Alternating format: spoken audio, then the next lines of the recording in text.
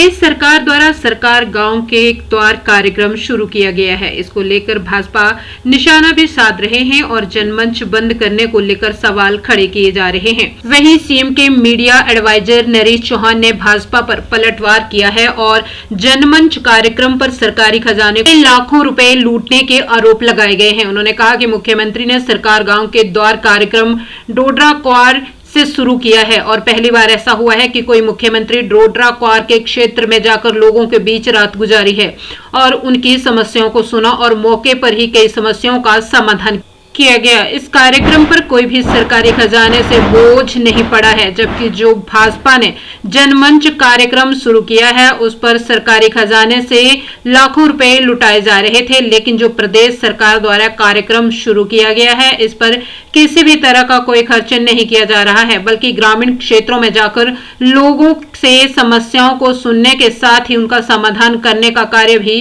किया जा रहा है। अब मंत्री भी दूर दराज के क्षेत्रों में जाकर इस कार्यक्रम के तहत लोगों की समस्याओं का समाधान करेंगे। बड़ा फैसला हमारी सरकार का रहा। मुख्यमंत्री जी ने ये, मैं समझता हूँ पहली बार हुआ ऐसा, मेरी जो बात हुई कई कर्मचारी भाइयों से भी, कि आप दिवाली 31 तारीख की है और जो इनकी सैलरी थी वो 28 तारीख को सबको मिल गई, पेंशन 28 तारीख को सबको मिल गई। उसके अलावा 75 साल से ऊपर के जो पेंशनर्स थे उनका एरियर उनके खातों में चला गया। तो ये बहुत बड़ा फैसला सरकार का था। त्यौहार से पहले जिस प्रकार से 28 तारीख को ही सबके खाते में जो पैसा और सैलरी और डीए मिल गया, ये अपने आप में बहुत मैं समझता हूँ कि खुशी की बात है। इससे सारे कर्मचारी भाइयों में खुशी भी है।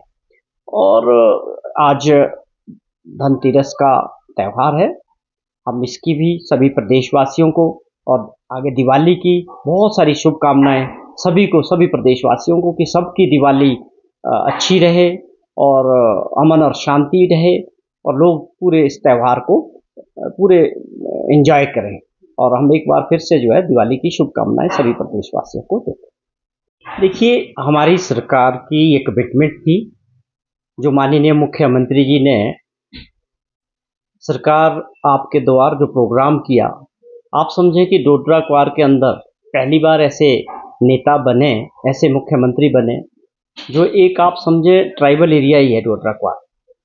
वहाँ लोगों के बीच गए और लोगों के घरों में रात गुजारी, उनसे बातचीत की, उनकी समस्याओं को जाना और वहाँ पर विकास की दृष्टि से और कौन से ऐसे काम हैं जो वहाँ के लोगों के लिए ज़रूरी थे, उन सभी चीज़ों को मुख्यमंत्री जी को अपने बीच पाके वहाँ पर लोगों में जो गांव के पूरे डोडरा और क्वार के 4-5 पंचायतों के लोगों में जो माहौल था, आप समझे वो मेले के जैसे मेला होता है, ये वो खुशी का एहसास था लोगों को। और लोगों ने जिस तरह से मुख्यमंत्री जी का और सब लोगों का स्वागत किया, मैं समझता हूँ ये बहुत अच्छा प्रयास हमारी सरकार का, माननीय मुख्यमंत्री जी का रहा। लोग यही चाहते हैं कि सरकार उनके द्वार में आके उनकी सेवा करे और भाजपा को खास तौर पे ऐसी योजनाओं के ऊपर भी राजनीति करनी है या इसका विरोध करना है, ये हमें समझ नहीं आया। खास तौर पे विपक्ष में होने का मतलब ये नहीं है कि आप सरकार की अच्छी नीतियों का, अच्छे कार्यक्रमों का भी विरोध करें। ये बहुत दुर्भाग्यपूर्ण है। मैं समझता हूँ, विपक्ष के नेता से अपील करता हूँ कि आपको जो चीज़ सही लगती है उसको ईमानदारी से सरकार की उस काम के लिए तारीफ करनी चाहिए।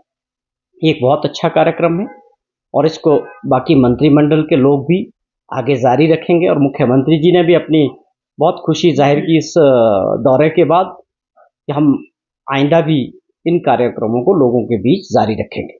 और जहाँ तक आपने कहा कि भाजपा की सरकार के समय जो मंच थे, जनमंच जो प्रोग्राम थे, उसमें तो आप समझें कि लाखों रुपए का खर्चा होता था एक जनमंच में।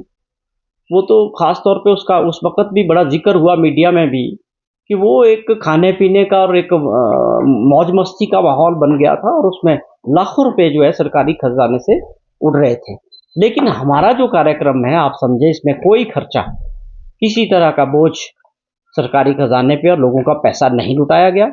उल्टा मुख्यमंत्री जी ने किसी साधारण घर में, गांव में जाके लोगों के घरों में जाके जो है रात बिताई। तो मैं समझता हूँ इन कार्यक्रमों को सबको बड़ी पॉजिटिविटी के साथ लेना चाहिए कि इसका आने वाले समय में जो है गांव में जो 70% लोग रहते हैं उनकी जो समस्याएं हैं वो सीधे तौर पे सरकार के साथ और माननीय मुख्यमंत्री जी के साथ जुड़ते हैं और उनका निवारण भी होगा।